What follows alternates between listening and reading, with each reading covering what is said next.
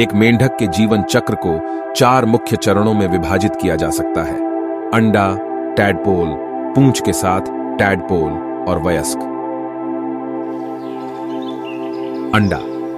मेंढक के जीवन चक्र की पहली अवस्था अंडे की अवस्था होती है। मादा मेंढक अपने अंडे पानी में देती है, आमतौर पर तालाबों, झीलों या दलदल में। अंडे गुच्छों में दिए जाते हैं और मेंढक की प्रजाति के आधार पर संख्या में भिन्न हो सकते हैं। एक बार रखे जाने के बाद अंडे अपने आप विकसित होने के लिए छोड़ दिए जाते हैं।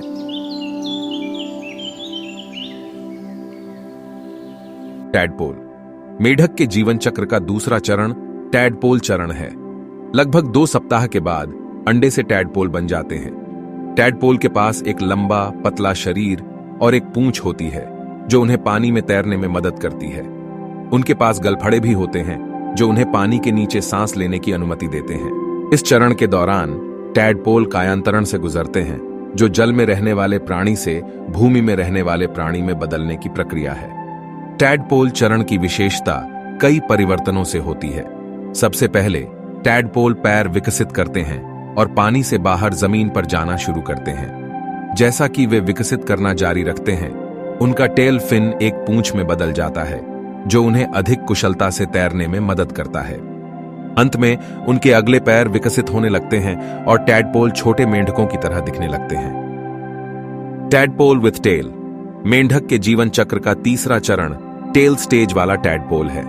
इस स्तर पर टैडपोल का विकास जारी रहता है और उनके पिछले पैर और बढ़ जाते हैं। उनका टेल फिन छोटा हो जाता है और पूंछ गायब होने लगती है। उनके आगे के पैर मजबूत हो जाते हैं और वे उन्हें तैरने के लिए इस्तेमाल करना शुरू कर देते हैं।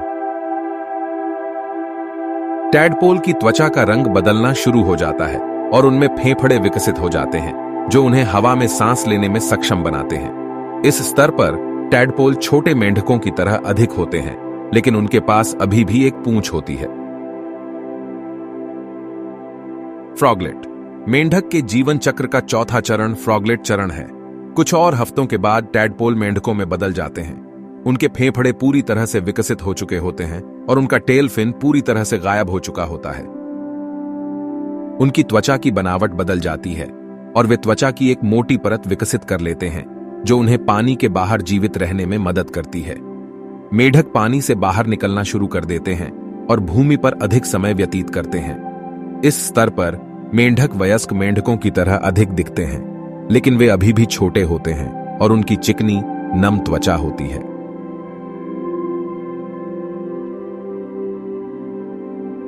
वयस्क। मेंढक के जीवन चक्र की अंतिम अवस्था वयस्क अवस्था होती है। कई और हफ्तों के बाद मेंढक वयस्कता तक पहुंचते हैं। उनके फेफड़े, पैर और बाहरी जननांग पूरी तरह से विकसित हो चुके होते हैं। उनकी एक चिकनी, नम त्वचा और एक लंबे, नुकीले थूथन के साथ एक विशिष्ट उपस्थिति है।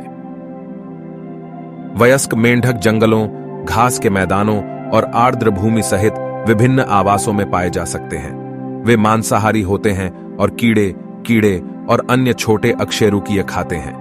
प्रजनन। मेंढक उभयचर प्रजनन नामक एक प्रक्रिया के माध्यम से प्रजनन करते हैं। इस प्रक्रिया में घटनाओं का एक जटिल क्रम शामिल होता है, जो मुख्य रूप से पानी में होता है। मादा मेंढक अपने अंडे पानी में देती है और अंडे से टैडपोल बन जाते हैं।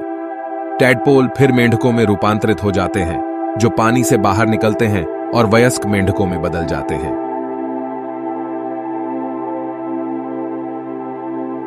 मेंढक निवास स्थान। मेंढक विभिन्न आवासों में पाए जाते हैं, जिनमें वन, घास के मैदान, आर्द्र भूमि और यहां तक कि शहरी क्षेत्र भी शामिल हैं।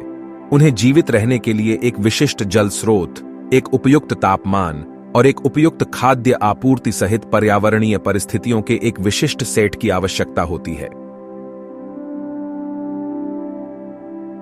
मेंढक अपने आवास में होने वाले परिवर्तनों के प्रति भी संवेदनशील होते हैं, जैसे प्रदूषण और निवास स्थान का विनाश, जो उनकी आबादी पर नकारात्मक प्रभाव डाल सकता है।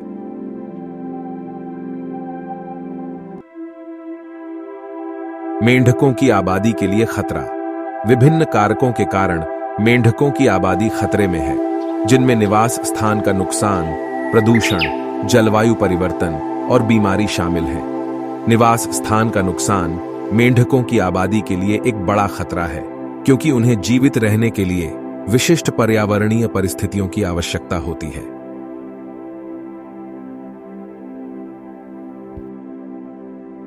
प्रदूषण जैसे हानिकारक रसायनों की रिहाई भी मेंढकों की आबादी को प्रभावित कर सकती है।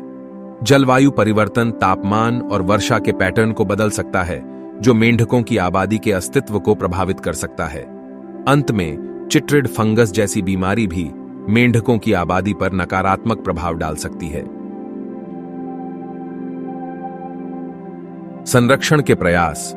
मेंढकों की आबादी को बचाने के लिए संरक्षण के प्रयास किए जा रहे हैं। इन प्रयासों में आवास बहाली, प्रदूषण में कमी और आक्रामक प्रजातियों का नियंत्रण शामिल है। पर्यावास बहाली में तालाबों और आर्द्र भूमि जैसे मेंढकों के लिए उपयुक्त आवासों का निर्माण शामिल है। आक्रामक प्रजातियों के नियंत्रण में गैर देशी प्रजातियों को हटाना शामिल है, जो देशी मेंढकों की आबादी के साथ प्रतिस्पर्धा करते हैं।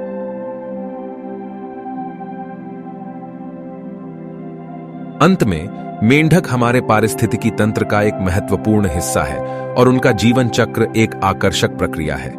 एक मेंढक के जीवन चक्र में कई अलग अलग चरण शामिल होते हैं, जिनमें से प्रत्येक की अपनी अनूठी विशेषताओं और अनुकूलन होते हैं। विभिन्न कारकों के कारण मेंढकों की आबादी खतरे में है, लेकिन इन महत्वपूर्ण प्रजातियों की रक्षा के लिए संरक्षण के प्रयास किए जा रहे हैं।